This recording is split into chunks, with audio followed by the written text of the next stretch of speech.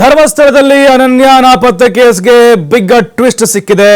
ಸುಜಾತ ಭಟ್ ದಿನಕ್ಕೊಂದು ಕ್ಷಣಕ್ಕೊಂದು ಹೇಳಿಕೆಯನ್ನು ಕೊಡ್ತಾ ಇದ್ದಾರೆ. ಏನ್ರಿ ಇದು? ರಾಜ್ಯದ ಜನರನ್ನ ಬಕ್ರ ಮಾಡಿದ್ರೇನ್ರಿ ಸುಜಾತ ಭಟ್ಟು?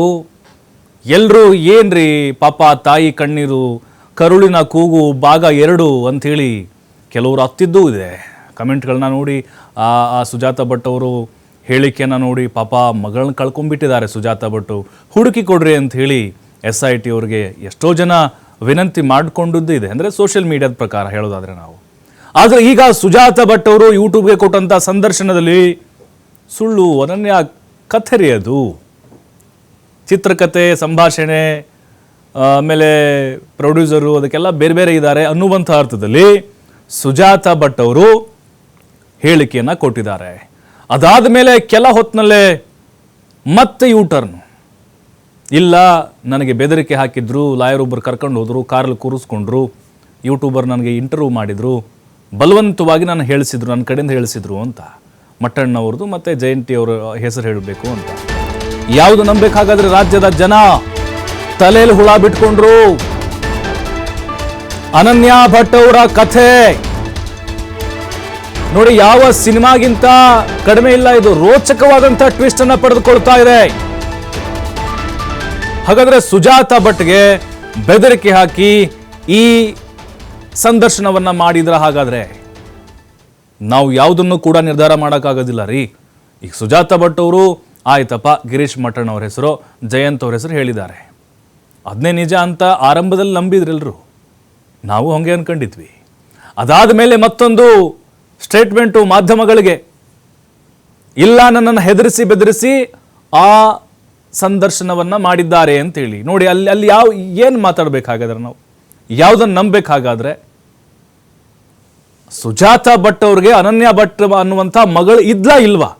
ಇಲ್ಲ ಅಂತ ಹೇಳ್ತಾರೆ. ಅದಾದ ಮೇಲೆ ನೋಡಿದ್ರೆ ಇಲ್ಲಿ ನನ್ನ ಹತ್ರ ದಾಖಲೆ ಇದೆ, ಕೊಡ್ತೀನಿ, ನಾನು ಯಾರಿಗೆ ಕೊಡಬೇಕು ಅಲ್ಲಿ ಕೊಡ್ತೀನಿ ಅಂತ. ಆಯಿತು, SIT ಅವ್ರ ಮುಂದೆ ಸುಜಾತ ಭಟ್ ಅವರು ಏನೇನು ದಾಖಲೆಗಳಿದಾವೋ ಎಲ್ಲ ಕೊಡಲಿ, ಸುಮ್ಮನೆ ನಾವು ನೀವು ಯಾಕೆ ತಲೆ ಕೆಡಿಸ್ಕೊಳ್ಳೋಣ? ಹಂಗೆ ಚರ್ಚೆ ಆಗ್ತಾ ಇದೆ ಈಗ. ನೋಡಿ, ನನ್ನ ಮಗಳ ಕಥೆ ಇದು ನಾಟಕ, ಸ್ಕ್ರಿಪ್ಟ್ ರೈಟಿಂಗ್ ಇದು ಅಂತ ಸುಜಾತ ಭಟ್ ಹೇಳಿದ್ದು. ಆದರೆ ಈಗ ನೋಡಿದ್ರೆ ಗಿರೀಶ್ ಮಠಣ್ಣವರು, ಜಯಂತ್ ಅವರು ಯಾರು ಹೇಳಿಕೊಟ್ಟಿಲ್ಲ ಅಂತ ಹೇಳ್ತಾ ಇದ್ದಾರೆ.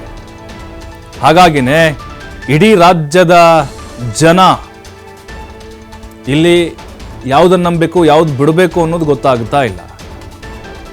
ಯಾಕಂತ ಹೇಳಿದ್ರೆ ಸುಜಾತ ಭಟ್ ಅವರು ಹೇಳೋ ವೇದ ಅಲ್ವ ಹಂಗಿದೆ ರೀ ಅದು.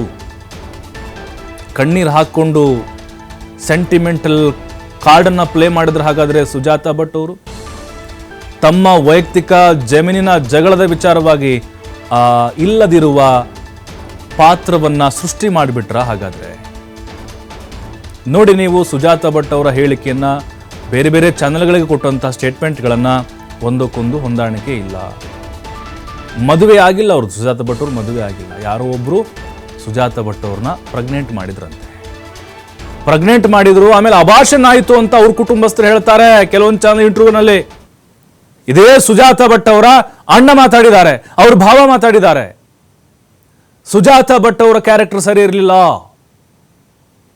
ಆಮೇಲೆ ಅಬಾರ್ಷನ್ ಮಾಡಿಸಿದ್ರು, ಆಮೇಲೆ ಮನೆ ಬಿಟ್ಟು ಹೋದ್ರು, ಅವರು ಎಲ್ಲೆಲ್ಲಿ ಇದ್ರು, ಯಾರ ಜೊತೆ ಇದ್ರು ಅಂತೇಳಿ ಅವ್ರ ಕುಟುಂಬಸ್ಥರು ಹೇಳ್ತಾ ಇದ್ದಾರೆ ರೀ, ನಾವು ಹೇಳ್ತಿಲ್ಲ. ಮತ್ತೆ ಅಲ್ಲಿ ಯಾರೋ ರಿಪ್ಪನ್ ಪೇಟೆಯಲ್ಲಿ ಇದ್ರಂತೆ ಪ್ರಭಾಕರ್ ಅವ್ರ ಜೊತೆಗೆ, ಬೆಂಗಳೂರಲ್ಲಿ ಇದ್ರಂತೆ. ಅನನ್ಯ ಭಟ್ ಅನ್ನುವಂಥ ಮಗಳೇ ಇಲ್ಲ ಅನ್ನೋದು ಅವ್ರ ಕುಟುಂಬಸ್ಥರು ಮಾಡ್ತಿರುವಂಥ ವಾದ ಇದು. ಹಾಗಾಗಿನೇ ಈಗ ಅನನ್ಯ ಭಟ್ ಏನಿದ್ದಾರೆ, ಮೆಡಿಕಲ್ ಕಾಲೇಜ್ ಆಯ್ತಪ್ಪ ಇಲ್ಲಿ ಮಣಿಪಾಲ್ 2003 ಲಿಸ್ಟಲ್ಲೇ ಇಲ್ಲ. ಆಯಿತು, ಎಕ್ಸಾಮ್ ಹೆಂಗೆ ಬರೆದ್ರು? CET ಬರೀಬೇಕಲ್ವಾ, ಸೀಟ್ ಸಿಗಬೇಕು ಅಂದರೆ ಮೆಡಿಕಲ್ಗೆ. ಯಾವ ರ್ಯಾಂಕು ಏನು ಗೊತ್ತಿಲ್ಲ. ಕೋಲ್ಕತ್ತಾದಲ್ಲಿದೆ ಅಂತ ಹೇಳ್ತಾರೆ, ಸ್ಟೆನೋಗ್ರಾಫರ್ ಆಗಿದ್ದೆ CBI ಅಲ್ಲಿ ಅಂತ ಹೇಳ್ತಾರೆ, ಯಾರೋ ಸೇಟು ಕರ್ಕೊಂಡು ಹೋದ ಅಂತ ಹೇಳ್ತಾರೆ. ಅದಾದಮೇಲೆ ಆಕೆನ ಹುಡ್ಕೊಂಡು ಹೋದಾಗ ತಲೆಗೆ ಹೊಡೆದ್ರು ಯಾರೋ, ಮತ್ತು ನನಗೆ ನೆನಪು ಬರಲಿಲ್ಲ, ಯಾರೋ ನನಗೆ ಹಾಸ್ಪಿಟ್ಲಾಗಿ ಸೇರಿಸಿದ್ರು, ಕೋಮಾದಲ್ಲಿದ್ದೆ ಅಂತ ಹೇಳ್ತಾರೆ. ಆಮೇಲೆ ನೋಡಿದ್ರೆ 20-22 ವರ್ಷ ಆದಮೇಲೆ ಪ್ರತ್ಯಕ್ಷರಾಗ್ತಾರೆ ಏಕಾಏಕಿ ಮಾಸ್ಕ್ ಮ್ಯಾನ್ ಬಂದ ಮೇಲೆ. ಹಾಗಾಗಿನೇ ಇವೆಲ್ಲವನ್ನ ನೋಡ್ತಾ ಇದ್ರೆ ಸುಜಾತ ಭಟ್ ಅವರು ಹೇಳ್ತಾ ಇರೋದು ಶುದ್ಧ ಸುಳ್ಳು ಅಂತ ನೀವು ಅನ್ಕೊಳ್ತೀರಾ? ಅಥವಾ 60 ಅರಳು ಮರಳು ಅಂತ ನೀವು ಅನ್ಕೊಳ್ತೀರಾ? ಅಥವಾ ಮಾನಸಿಕವಾಗಿ ಏನಾದರೂ ಸುಜಾತ ಭಟ್ ಅವ್ರಿಗೆ ನೋವಾಗಿದೆಯಾ? ನೋಡಿ, ಒಂದು ಹೇಳ್ತಾ ಇದ್ದೀವಿ ನಾವು, ಸುಜಾತ ಭಟ್ ಅವ್ರಿಗೆ ಏನೇ ಇರ್ಬೋದು, ಅವ್ರಿಗೆ ಅನನ್ಯ ಭಟ್ ಮಗಳಿದಾರೋ ಇಲ್ವೋ, ಆದರೆ ಇಲ್ಲಿಗೆ ಮಾಧ್ಯಮದವರು ಕೂಡ ನಾವು ಗಮನಿಸ್ತಾ ಇರ್ತೀವಿ, ಒಂದು ರೀತಿ ಬಲವಂತವಾಗಿ ಒತ್ತಡವನ್ನು ಹಾಕುವಂಥ ಕೆಲಸ, ಟಾರ್ಚರ್ ಥರ ಆಗ್ತಾ ಇದೆ ಅವ್ರಿಗೆ. ಅವ್ರ ಪಾಡಿಗೆ ಅವ್ರನ್ನ ಬಿಟ್ಬಿಡಿ, ನೋಡೋಣ, SIT ತನಿಖೆ ಇದೆ ಆಗಲಿ, ಅದಾದಮೇಲೆ ಸತ್ಯ ಗೊತ್ತಾಗಲಿ. ಆದರೆ ಜನರ ದಾರಿಯನ್ನು ದಿಕ್ಕು ತಪ್ಪಿಸಿದ್ರು ಸುಜಾತ್ ಅನ್ನೋದು ಗೊತ್ತಾಗ್ತಾ ಇದೆ. ಯಾಕಂತ ಹೇಳಿದ್ರೆ ವಾಸಂತಿ ಅವ್ರ ಫೋಟೋ ಯಾವಾಗ ಬಂತು ಆವಾಗ ಅನುಮಾನ ಜಾಸ್ತಿ ಆಯಿತು. ವಾಸಂತಿ ಅವ್ರ ಅಣ್ಣ ಹೇಳ್ತಾರೆ ಮಡಿಕೇರಿಯಲ್ಲಿ ಇವಳು ನಮ್ಮ ತಂಗಿರಿ ಅಂಥೇಳಿ. ಆ ಫೋಟೋಗೂ ಒಂದು ಲಿಂಕ್ ಇದೆ. ಏನು ವಾಸಂತಿ ಇದಾರಲ್ವಾ, ವಾಸಂತಿಯವರ ಗಂಡನ ಅಪ್ಪ ಅಂದರೆ ವಾಸಂತಿಯವರು ಮಾವ ಮತ್ತು ಈ ಸುಜಾತ ಭಟ್ ಇಬ್ಬರು ಲಿವಿಂಗ್ ರಿಲೇಷನ್ಶಿಪ್ನಲ್ಲಿ ಇದ್ರು ಅಂಥೇಳಿ ಆ ಒಂದು ಅವ್ರ ಪರ್ಸಿಂದ ವಾಸಂತಿಯವ್ರ ಫೋಟೋ ಇವ್ರು ತೊಗೊಂಡಿದ್ರು ಅಂತೇಳಿ. ವಾಸಂತಿ ಸತ್ತೋಗಿ ಅವತ್ತೇ ಮದುವೆಯಾಗಿ 1 ತಿಂಗಳಿಗೆ ಸತ್ತೋಗ್ಬಿಟ್ರೆ ಸುಸೈಡ್ ಮಾಡ್ಕೊಂಡು ಅವ್ರ ಅಣ್ಣ ಹೇಳಿರೋದು ಇದು. ಹಾಗಾಗಿನೇ ಈಗ ಮತ್ತವ್ರು ಹೇಳಿದ್ದಾರೆ, ಸುಜಾತ ಭಟ್ ಅವ್ರು ಮತ್ತೊಂದು ಚಾನಲ್ಗೆ ಇಂಟರ್ವ್ಯೂ ಕೊಟ್ಟಿದ್ದಾರೆ, ಇಲ್ಲ ವಾಸಂತಿ ಅವ್ರದ್ದು ರೇಪ್ ಮರ್ಡರ್ ಆಗಿರೋದು ಸತ್ಯ, ಆದರೆ ಅನನ್ಯ ಭಟ್ ನನ್ನ ಮಗಳಲ್ಲ, ಅನನ್ಯ ಭಟ್ ಇಲ್ವೇ ಇಲ್ಲ, ಬಟ್ ವಾಸಂತಿ ಅವರು ತನಿಖೆ ಆಗಬೇಕು ಅಂತ ಈ ರೀತಿ ಹೇಳ್ತಾ ಇದ್ದಾರೆ. ಹಾಗಾಗಿನೇ ಈಗ ಜನರಿಗಂತೂ ಸಿಕ್ಕಾಪಟ್ಟೆ ಗೊಂದಲ ಇದೆ. ಹಾಗಾದರೆ ಸುಜಾತ ಭಟ್ ಅವರು ಏನು ಹೇಳಿದ್ದಾರೆ ಆ ಸಂದರ್ಶನದಲ್ಲಿ ನೋಡೋಣ ಒಂದ್ಸಾರಿ. ಅನನ್ಯ ಭಟ್ ನಿಮ್ಮ ಮಗಳು ಅನ್ನೋ ಕತೆ ಸತ್ಯನಾ ಸುಳ್ಳ? ಸುಳ್ಳು. ಅನನ್ಯ ಭಟ್ ಅನ್ನೋ ಮಗಳೇ ಇರಲಿಲ್ಲ ನಿಮಗೆ, ಯಾಕಮ್ಮ ಸುಳ್ಳು ಹೇಳಿದ್ರಿ? ಕೆಲವರು ವ್ಯಕ್ತಿಗಳು ಹೇಳು ಅಂತ ಹೇಳಿದರು, ಹಾಗಾಗಿ ನಾನು ಅದನ್ನು ಹೇಳಬೇಕಾಗಿದ್ದ ಪರಿಸ್ಥಿತಿ ಬಂತು. ಯಾವ ವ್ಯಕ್ತಿ ಹೇಳಿದ್ದು? ಗಿರೀಶ್ ಮಟ್ಟಣ್ಣ, ಜಯಂತಿ ಟಿ ಇವರೆಲ್ಲ ಹೇಳಿದರು.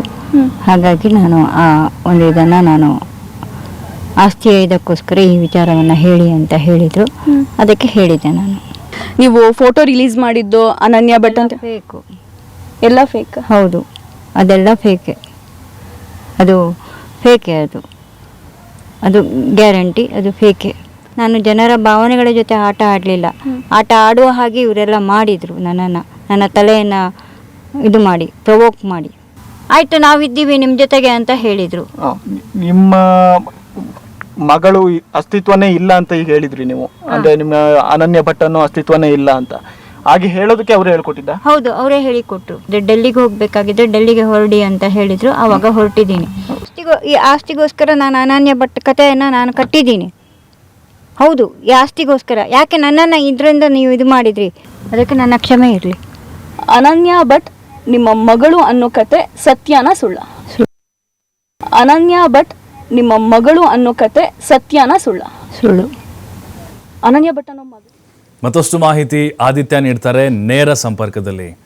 ಆದಿತ್ಯ, 22 ವರ್ಷ ಆದಮೇಲೆ ಒಬ್ಬ ಮಹಿಳೆ ಬರ್ತಾರೆ, ಸುಜಾತ ಭಟ್ಟು ಮಗಳು ಕಾಣೆ ಆಗಿದ್ದಾಳೆ, ಹುಡುಕಿ ಕೊಡಿ ಅಂತ ಬರ್ತಾರೆ. ಈಗ ಒಂದೊಂದೇ ಸತ್ಯ ಅಥವಾ ಸುಳ್ಳು ಜನರ ಮುಂದೆ ಬರ್ತಾ ಇದೆ. ಅಂದರೆ ಸುಜಾತ ಭಟ್ ಅವರು ತನಗೆ ಇಲ್ಲದೇ ಇರುವಂಥ ಒಂದು ಮಗುವನ್ನು ಹುಟ್ಟಿಸಿ ಅದಕ್ಕೆ ಹೆಸರನ್ನು ಕೂಡ ಕೊಟ್ಟು ರಾಜ್ಯದ ಮುಂದೆ ಸೆಂಟಿಮೆಂಟ್ ಕಾರ್ಡನ್ನು ಪ್ಲೇ ಮಾಡ್ತಿದ್ರು ಅನ್ನುವಂಥದ್ದು ಒಂದು ಕಡೆ ಚರ್ಚೆ ಆಗ್ತಾ ಇದೆ. ಇನ್ನೊಂದು ಕಡೆ ಇಲ್ಲ, ಬಲವಂತವಾಗಿ ಆಕೆಯ ಕಡೆಯಿಂದ ಹೇಳಿಕೆಯನ್ನು ಕೊಡಿಸ್ತಾ ಇದ್ದಾರೆ ಅಂಥೇಳಿ. ಬಟ್ ಈಗ ನಾವು ನೋಡ್ತಾ ಇದ್ರೆ ನಿಜಕ್ಕೂ ಆಸ್ತಿ ವಿಚಾರವಾಗಿ, ಆ 2 ಎಕರೆ ಆಸ್ತಿ ವಿಚಾರವಾಗಿಯೇ ಇದು ನಡೆದಿರಬಹುದಾ ಅಥವಾ ಷಡ್ಯಂತ್ರ ಸುಜಾತ ಭಟ್ ಅವರಲ್ಲಿ ಹೆಣೆದಿರಬಹುದಾ? ಆ ಒಂದು ಅವರ ಒಂದು ಪೂರ್ವಜರ ಒಂದು ಈ ವ್ಯಾಜ್ಯಕ್ಕೆ ಸಂಬಂಧಪಟ್ಟಂತೆ ಮಾಹಿತಿನ ಕಲೆ ಹಾಕಿದ್ರೆ ಇದರ ಬಗ್ಗೆ ಹೇಳೋದಾದ್ರೆ, ಅಂದ್ರೆ ಒಂದು ರೀತಿ ಅನುಮಾನಗಳು ಎಲ್ಲಿಂದ ಶುರುವಾಯಿತು ಅಂತ? ಪ್ರಭು, ಹೌದು, ಸುಜಾತ ಭಟ್ ಪ್ರಕರಣ ಮುನ್ನೆಲೆಗೆ ಬಂದ ಸಂದರ್ಭದಲ್ಲಿ ಇದರ ಬಗ್ಗೆ ಸಾಕಷ್ಟು ಗೊಂದಲಗಳು ಇತ್ತು ಮತ್ತು ಪ್ರಥಮ ಪ್ರಕರಣ ಇದು SIT ಕಚೇರಿಯ ಮೆಟ್ಟಿಲು, ಪ್ರಮುಖವಾಗಿ ದಕ್ಷಿಣ ಕನ್ನಡ ಜಿಲ್ಲೆಯ ಪೊಲೀಸ್ ಇಲಾಖೆಯ ಮೆಟ್ಟಿಲನ್ನು ಹತ್ತಿದ್ದಂತ ಮೊದಲ ಪ್ರಕರಣ ಇದು. ಯಾವಾಗ ಈ ಒಂದು ಅನಾಮಿಕ ದೂರುದಾರನ ಪ್ರಕರಣ ಮುನ್ನೆಲೆಗೆ ಬರುತ್ತೋ ಆತ ನ್ಯಾಯಾಲಯಕ್ಕೆ ಹಾಜರಾದ ಕೆಲವೇ ದಿನಗಳಲ್ಲಿ ಸುಜಾತ ಭಟ್ ಕೂಡ ದಕ್ಷಿಣ ಕನ್ನಡ ಪೊಲೀಸ್ ಇಲಾಖೆಗೆ ಹೋಗಿ ದೂರು ಕೊಡ್ತಾರೆ. ನನ್ನ ಮಗಳು ಅನನ್ಯ ಭಟ್ ಅನ್ನುವಂಥವ್ರು ನಾಪತ್ತೆಯಾಗಿದ್ದರು, ಧರ್ಮಸ್ಥಳದಲ್ಲಿ ಅವರನ್ನ ರೇಪ್ ಅಂಡ್ ಮರ್ಡರ್ ಮಾಡಲಾಗಿತ್ತು, ನಾನು ಹೋದಂತ ಸಂದರ್ಭ ನನ್ನ ಮೇಲೂ ಕೂಡ ಹಲ್ಲೆ ಮಾಡಿದ್ದಾರೆ, ಸೊ ನನ್ನ ಮಗಳ ಒಂದು ಅಸ್ಥಿ ಪಂಜರವನ್ನ ಹುಡುಕಿ ಮಾಡಿಕೊಡಿ, ಈಗಾಗಲೇ ಒಬ್ಬ ಅನಾಮಿಕ ದೂರುದಾರ ಬಂದಿದ್ದಾನೆ, ಆತ ತೆಗೆಯುವಂತ ಅಸ್ಥಿಪಂಜರಗಳಲ್ಲಿ ನನ್ನ ಮಗಳದು ಇರಬಹುದು, ಅದರ ಒಂದು ಅಂತಿಮ ಕ್ರಿಯೆಗಳನ್ನ ಮಾಡೋದಕ್ಕೆ ಅವಕಾಶ ಮಾಡಿಕೊಡಿ ಅಂತ ಅಂಗಲಾಚಿದ್ರು. ಇಡೀ ದೇಶವೇ ಒಂದು ಸಂದರ್ಭದಲ್ಲಿ ತಲ್ಲಣವಾಗಿತ್ತು. ಈ ರೀತಿಯೂ ಮಾಡೋದಕ್ಕೆ ಸಾಧ್ಯನಾ, ಈ ತರನೂ ಅನ್ಯಾಯನ ಮಾಡೋದಕ್ಕೆ ಸಾಧ್ಯನಾ, ಆ ತಾಯಿಯ ವೇದನೆಯನ್ನ ಕಂಡು ಜನರು ಕೂಡ ಕಣ್ಣೀರಾಗಿದ್ರು. ಆದರೆ ದಿನ ಕಳೆದಂತೆ ಅಂದ್ರೆ ಪ್ರಮುಖವಾಗಿ SIT ಫಾರ್ಮ್ ಆಗುತ್ತೆ. SIT ಫಾರ್ಮ್ ಆದ ಬಳಿಕ ಇವರು ಕೊಡ್ತಾ ಹೋದಂತ ಒಂದಿಷ್ಟು ಹೇಳಿಕೆಗಳು, ಇವರಲ್ಲಿ ಇರಬೇಕಾದಂತ ದಾಖಲೆಗಳು ಇಲ್ಲದಿರುವಂತ ಸಂದರ್ಭದಲ್ಲಿ ಅನುಮಾನಗಳು ಸಹಜವಾಗಿ ಮೂಡಿತ್ತು. ಪ್ರಮುಖವಾಗಿ ಅವರು KMCಯಲ್ಲಿ ವಿದ್ಯಾಭ್ಯಾಸವನ್ನ MBBS ವಿದ್ಯಾರ್ಥಿನಿ ಅನ್ನುವಂಥ ವಿಚಾರವನ್ನ ಹೇಳ್ತಾರೆ. KMCಯಲ್ಲಿ ಸಂಬಂಧಪಟ್ಟ ಹಾಗೆ ಪರಿಶೀಲನೆ ಮಾಡಿದ ಸಂದರ್ಭ ಯಾವುದೇ ರೀತಿಯ ದಾಖಲೆಗಳು ಇರೋದಿಲ್ಲ ಮತ್ತು ಆಕೆಗೆ ಸಂಬಂಧಪಟ್ಟ ಯಾವುದೇ ಒಂದು ದಾಖಲೆ, ಒಂದು ತಾಯಿಯ ಬಳಿ ಮಗಳಿಗೆ ಸಂಬಂಧಪಟ್ಟಂತ ಒಂದು ಫೋಟೋಯಿಂದ ಹಿಡಿದು ಯಾವುದೇ ದಾಖಲೆ ಇಲ್ಲ ಅಂತ ಮೊದಲಿಗೆ ಅವರು ಹೇಳಿರ್ತಾರೆ. ಈ ರೀತಿ ಸಾಕಷ್ಟು ಗೊಂದಲಗಳು ಆಗುವಂತ ಸಂದರ್ಭದಲ್ಲಿ ಅವರ ಕುಟುಂಬಸ್ಥರು, ಪ್ರಮುಖವಾಗಿ ಅವರ ಭಾವ ಮುಂದೆ ಬಂದು ಅವರ ವಿರುದ್ಧವೇ ಸಾಕಷ್ಟು ಆರೋಪಗಳನ್ನೆಲ್ಲ ಮಾಡ್ತಾರೆ. ನಾವು ಅನನ್ಯ ಭಟ್ ಅನ್ನುವಂತಹ ಮಗಳೇ ಇಲ್ಲ, ನಾವು ಅದನ್ನ ನೋಡೇ ಇಲ್ಲ, ಆಕೆಗೆ ಆತರ ಆಗಿರೋದಕ್ಕೆ ಸಾಧ್ಯನೇ ಇಲ್ಲ ಅನ್ನುವಂಥ ರೀತಿಯಲ್ಲೂ ಕೂಡ ಹೇಳಿಕೆಯನ್ನ ಕೊಟ್ಟಂತ ಸಂದರ್ಭ ಸುಜಾತಾ ಭಟ್ ಮತ್ತು ಅವರ ಲಾಯರ್ ಮಂಜುನಾಥ್ ಅವರು ಒಂದು ಪಾಸ್ಪೋರ್ಟ್ ಸೈಜ್ ಫೋಟೋವನ್ನ ರಿಲೀಸ್ ಮಾಡ್ತಾರೆ. ಪಾಸ್ಪೋರ್ಟ್ ಸೈಜ್ ಫೋಟೋವನ್ನ ರಿಲೀಸ್ ಮಾಡಿದ ಸಂದರ್ಭ ಅದು ಇಡೀ ಪ್ರಕರಣದ ದಿಕ್ಕನ್ನೇ ಬದಲಾಯಿಸುತ್ತೆ. ಇವರ ಒಂದೊಂದೇ ಸುಳ್ಳಿನ ಕಥೆಗಳು ಬಿಚ್ಚಿಕೊಳ್ಳುತ್ತಾ ಹೋಗುತ್ತೆ. ಅದು ಬಿಚ್ಚಿಕೊಳ್ಳುತ್ತಾ ಹೋಗಿ ಈಗ ನಿನ್ನೆ ಒಂದು ಯೂಟ್ಯೂಬ್ ಸಂದರ್ಶನದಲ್ಲಿ ಅವರು ನನಗೆ ಅನನ್ಯ ಭಟ್ ಅನ್ನುವಂಥ ಮಗಳೇ ಇಲ್ಲ, ರಾಜ್ಯದ ಜನರ ಮುಂದೆ ನಾನು ಕ್ಷಮೆ ಯಾಚಿಸ್ತೀನಿ, ನಮ್ಮ ಪೂರ್ವಜರ ಒಂದು ಆಸ್ತಿಯ ವಿಚಾರವಾಗಿ ನಡೆದಂಥ ತಕರಾರು, ಆ ತಕರಾರಿನಿಂದಾಗಿ ನನಗೆ ಮನಸ್ಸಿಗೆ ನೋವಾಗಿತ್ತು. ಸೊ ಆ ಕಾರಣಕ್ಕೋಸ್ಕರ ನಾನು ಒಂದಿಷ್ಟು ಹೋರಾಟಗಾರರು, ಪ್ರಮುಖವಾಗಿ ಗಿರೀಶ್ ಮಟ್ಟಣ್ಣನವರ್ ಮತ್ತು ಜಯಂತ ಟಿ ಅವರನ್ನ ಭೇಟಿ ಮಾಡಿದ್ದೆ. ಅವರು ನಂಗೆ ಈ ಥರ ಹೇಳಿಕೊಟ್ಟಿದ್ರು, ಈ ಥರ ಹೇಳಿ ನೀವು, ನಾವಿದ್ದೀವಿ ನಿಮ್ಮ ಜೊತೆಗೆ ಅಂತ. ಆ ಕಾರಣಕ್ಕೋಸ್ಕರ ನಾನು ಈ ಥರ ಹೇಳಿದೆ. ಆದರೆ ಇದು ಪ್ರೊಪಗಂಡ ಅಂತ ನಂಗೆ ಗೊತ್ತಿರಲಿಲ್ಲ ಮತ್ತು ಇದು ಇಷ್ಟು ದೊಡ್ಡ ಸ್ವರೂಪವನ್ನು ಪಡೆದುಕೊಳ್ಳುತ್ತೆ, ಈ ರೀತಿಯೆಲ್ಲ ಆಗುತ್ತೆ ಅನ್ನುವಂಥದ್ದು ನಂಗೆ ಗೊತ್ತಿರಲಿಲ್ಲ. ನನ್ನ ಮನಸ್ಸಿನಲ್ಲಿದ್ದಂಥ ಸಹಜ ನೋವನ್ನು ನಂಗೆ ತೋರಿಸ್ಕೋಬೇಕಾಯಿತು. ಆ ಕಾರಣಕ್ಕೋಸ್ಕರ ಈ ರೀತಿಯ ಒಂದು ಸುಳ್ಳು ಆರೋಪವನ್ನು ನಾನು ಮಾಡಿದ್ದೀನಿ ಅನ್ನುವಂಥ ರೀತಿಯಲ್ಲಿ ಆ ಯೂಟ್ಯೂಬ್ ಸಂದರ್ಶನದಲ್ಲಿ ಹೇಳಿದ ಸಂದರ್ಭ ಅದು ಕಾಡ್ಗಿಚ್ಚಿನಂಥ ರೀತಿಯಲ್ಲಿ ಹಬ್ಬಿಕೊಳ್ಳುತ್ತೆ. ಇಡೀ ಪ್ರಕರಣದ ದಿಕ್ಕು ಬದಲಾಗುತ್ತೆ. ಅದಾದ ಕೆಲವೇ ಕ್ಷಣಗಳಲ್ಲಿ ಮತ್ತೆ ಅವರ ಹೇಳಿಕೆಯನ್ನು ಅವರು ಬದಲಾಯಿಸ್ತಾರೆ. ಇಲ್ಲಿ ಯಾರು ಸಂದರ್ಶನವನ್ನ ಮಾಡಿರ್ತಾರೋ ಅವರ ವಿರುದ್ಧ ಆರೋಪವನ್ನ ಮಾಡ್ತಾರೆ. ಅವ್ರು ನನ್ನಿಂದ ಈ ಥರ ಹೇಳಿ ಅಂತ ಹೇಳಿಸಿದ್ರು. ಆ ಕಾರಣಕ್ಕೋಸ್ಕರ ನಾನು ಆ ಥರ ಹೇಳಿಕೆಯನ್ನ ಕೊಟ್ಟೆ. ನನ್ನ ಅನನ್ಯ ಭಟ್ ಅನ್ನುವಂಥ ಕ್ಯಾರೆಕ್ಟರ್ ನಿಜ, ಅವ್ರು ಇರುವಂಥದ್ದು ನಿಜ, ನಾನು SIT ಮುಂದೆ ಎಲ್ಲ ದಾಖಲೆಗಳನ್ನು ಕೊಡ್ತೀನಿ ಅನ್ನುವಂಥ ರೀತಿ ಹೇಳಿಕೆಯನ್ನು ಈಗ ಮತ್ತೆ ನೀಡಿದ್ದಾರೆ. ಇದರ ಜೊತೆಗೆ ಇವತ್ತು ಅವರು SIT ಕಚೇರಿ ಅಂದರೆ ಬೆಳ್ತಂಗಡಿ SIT ಕಚೇರಿಗೆ ಅವರು ಹಾಜರಾಗಬೇಕಾಗಿತ್ತು. ಆದರೆ ಅನಾರೋಗ್ಯದ ನೆಪವನ್ನು ಒಡ್ಡಿ ನಿನ್ನೆ ಅವರು ನಾನು ಹಾಜರಾಗೋದಿಲ್ಲ, ನನಗೆ ಕಾಲಾವಕಾಶ ಬೇಕು ಅಂತ ಹೇಳಿದ್ದಾರೆ. ಈ ನಡುವೆ ಸಾಕಷ್ಟು ಹೈ ಡ್ರಾಮಾಗಳೇ ನಡೀತಾ ಇದೆ. ಅವರ ಮನೆಗೂ ಕೂಡ ಪೊಲೀಸ್ ಭದ್ರತೆಯನ್ನು ನೀಡಲಾಗಿದೆ. ನಿನ್ನೆ ತಡರಾತ್ರಿ ಯೂಟ್ಯೂಬರ್ಗಳ ನಡುವೆ ನಡೆದಂಥ ಒಂದು ಸಂಘರ್ಷಗಳನ್ನು ಕೂಡ ನಾವು ಗಮನಿಸಿದ್ವಿ. ಅಲ್ಲೂ ಕೂಡ ಒಂದು ಹೈ ಡ್ರಾಮಾ ನಡೆದಿತ್ತು. ಸುಜಾತಾ ಭಟ್ ಕ್ಷಣಕ್ಕೊಂದು, ದಿನಕ್ಕೊಂದು, ಗಳಿಗೆಗೊಂದು ಹೇಳಿಕೆಯನ್ನ ಕೊಡ್ತಾ ಇದ್ದಾರೆ. ಪ್ರಕರಣ ಈಗಾಗಲೇ SIT ಹೆಗಲ ಮೇಲೆ ಇದೆ. ಒಟ್ಟು ಅಂದರೆ ಪ್ರಭು ಇದು ಒಟ್ಟು ಪ್ರಕರಣ, ಇದು ಏನು ತಲೆಬುರುಡೆಯ ಕೇಸ್ ಇದೆಯೋ ಅನಾಮಿಕ ದೂರುದಾರನ ಕೇಸಿಗೆ ಸಂಬಂಧಪಟ್ಟಂತದೇ ಪ್ರಕರಣ ಇದು. ಅನಾಮಿಕ ದೂರುದಾರನ ಪಶ್ಚಾತ್ತಾಪದ ಪತ್ರ ಎಷ್ಟರ ಮಟ್ಟಿಗೆ ಸಂಚಲನವನ್ನ ಸೃಷ್ಟಿ ಮಾಡಿತ್ತು ಅಷ್ಟರ ಮಟ್ಟಿಗೆ ಸುಜಾತಾ ಭಟ್ ಪ್ರಕರಣ ಬಹಳ ಜನ ಇದ್ರ ಬಗ್ಗೆ ಬೇಸರವನ್ನ ವ್ಯಕ್ತಪಡಿಸ್ತಿದ್ರು. ಇದ್ರ ಸತ್ಯಾಸತ್ಯತೆ ಹೊರಗೆ ಬರಲೇಬೇಕು ಅಂತ ಪಟ್ಟು ಹಿಡಿದಿದ್ರು. ಏನು ಒಂದು ಸೆಂಟಿಮೆಂಟ್ ಅಥವಾ ಸಿಂಪತಿ ಕಾರ್ಡ್ ಅನ್ನ ಇಟ್ಕೊಂಡು ಇಡೀ ದೇಶದಲ್ಲಿ ತಳ್ಳನವನ್ನ ಸೃಷ್ಟಿ ಮಾಡಿದಂತ ಪ್ರಕರಣ. ಅಂತಾರಾಷ್ಟ್ರೀಯ ಮಟ್ಟದ ಮಾಧ್ಯಮಗಳು ಕೂಡ ಇದನ್ನ ಪ್ರಸಾರ ಮಾಡಿತ್ತು. ಯಾಕಂದ್ರೆ ಅಂತ ಗಂಭೀರವಾದ ಆರೋಪ, ಒಂದು ತಾಯಿ ಬಂದು ಈ ತರ ಆರೋಪವನ್ನ ಮಾಡುವ ಸಂದರ್ಭ, ಕಣ್ಣೀರು ಹಾಕಿ ಅಂಗಲಾಚುವ ಸಂದರ್ಭ, ಆಗ್ತಾ ಇರುವಂತ ಬೆಳವಣಿಗೆ ಆಧಾರದಲ್ಲಿ ಜನ ಕೂಡ ಇದನ್ನ ನಂಬಿದ್ರು, ಇದು ನಿಜ ಇರಬಹುದು ಅನ್ನುವಂತ ನಂಬಿದ್ರು.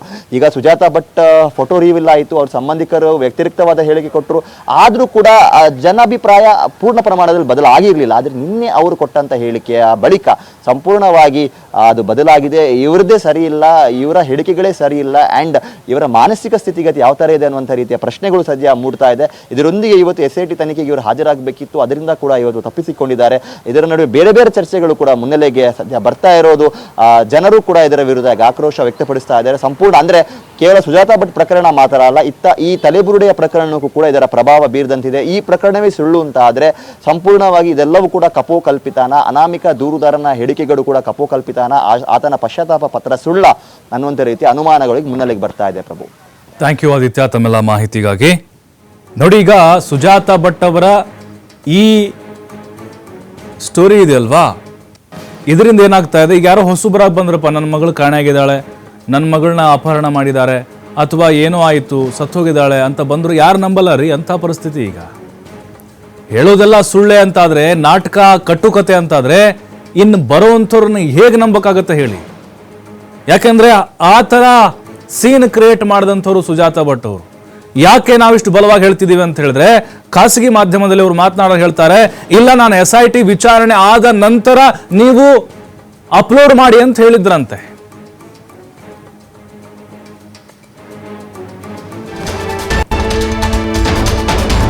ಅನನ್ಯ ಭಟ್ ನಾಪತ್ತೆ ಪ್ರಕರಣಕ್ಕೆ ಮತ್ತೊಂದು ಟ್ವಿಸ್ಟ್ ಸಿಕ್ಕಿದೆ ಈಗ. ಎಸ್ಐಟಿ ತನಿಖೆಯಿಂದ ಬೆಚ್ಚಿ ಬಿದ್ರ ಸುಜಾತಾ ಭಟ್. ಯಾಕಂತ ಹೇಳಿದ್ರೆ ವಿಚಾರಣೆಗೆ ಹಾಜರಾಗಬೇಕಾಗಿತ್ತು, ನೋಟಿಸ್ ಕೊಟ್ಟಿತ್ತು ಸರ್ಕಾರ. ಇದನ್ನ ಎಸ್ಐಟಿ ಕೊಡ್ತು ಅನನ್ಯ ಭಟ್ ಕೇಸ್ದು. ಆದ್ರೆ ಈಗ ಆರೋಗ್ಯದ ನೆಪ ಒಡ್ಡಿ ವಿಚಾರಣೆಗೆ ಗೈರಾಗ್ತಾ ಇದ್ದಾರೆ ಸುಜಾತಾ ಭಟ್. ಆಗಸ್ಟ್ 29ಕ್ಕೆ ಹಾಜರಾಗ್ತೇನೆ ಅಂತ ಎಸ್ಐಟಿ ಪತ್ರ ಬರೆದಿದ್ದಾರೆ. ಸಡನ್ ಪ್ಲಾನ್ ಬದಲಾವಣೆ ಹಿಂದೆ ಭಾರಿ ಅನುಮಾನಗಳಿದಾವೆ. ಅನುಮಾನಗಳು ಬರದೇ ಇರುತ್ತಾ? ಯಾಕೆ ಹಾಜರಾಗಲಿಲ್ಲ? ನಿನ್ನೆ ಎಲ್ಲ ಇಂಟರ್ವ್ಯೂ ಕೊಟ್ಟಿದ್ದಾರೆ, ಮಾಧ್ಯಮಗಳಿಗೆ ಬೈಟ್ ಕೊಟ್ಟಿದ್ದಾರೆ. ಈಗ ನೋಡಿದ್ರೆ ಅನಾರೋಗ್ಯ ಅಂತ ಪತ್ರ ಬರೆದಿದ್ದಾರೆ. ಸಡನ್ಲಿ ಈ ರೀತಿ ಆಗೋದಕ್ಕೆ, ಈ ರೀತಿ ಯಾಕೆ ಸುಜಾತಾ ಭಟ್ ಅವರು ಪ್ಲಾನ್ ಮಾಡಿದರು ಅನ್ನುವಂಥ ಅನುಮಾನಗಳು ಜಾಸ್ತಿ ಆಗ್ತಾ ಇದೆ. ಬಹುಶಃ SIT ಅಧಿಕಾರಿಗಳಿಗೆ ತಲೆ ಕೆಟ್ಟು ಹೋಗ್ಬೋದೇನಂತ ಅನ್ನಿಸ್ತಾ ಇದೆ. ಯಾಕಂದರೆ ರಾಜ್ಯದ ಜನರಿಗೆ ತಳಬುಡ ಗೊತ್ತಾಗ್ತಾ ಇಲ್ಲ. ಕರುಳಿನ ಕೂಗು ಅಂಥೇಳಿ ಎಷ್ಟೋ ಜನ ಕಣ್ಣೀರು ಹಾಕಿದ ಉದಾಹರಣೆಗಳಿದ್ದಾವೆ. ಸುಜಾತಾ ಭಟ್ ಅವರ ಕಥೆಗಳನ್ನು ಕೇಳಿ. SIT ತನಿಖೆಯಿಂದಾದರೂ ಸತ್ಯ ಹೊರಗೆ ಬರಲಿ, ಆವಾಗಾದರೂ ಗೊತ್ತಾಗಲಿ ಇದು ಸ್ಕ್ರಿಪ್ಟೆಡ್ಡಾ ಅಥವಾ ನಿಜವಾದ ಕಥೆನಾ ಅಂಥೇಳಿ.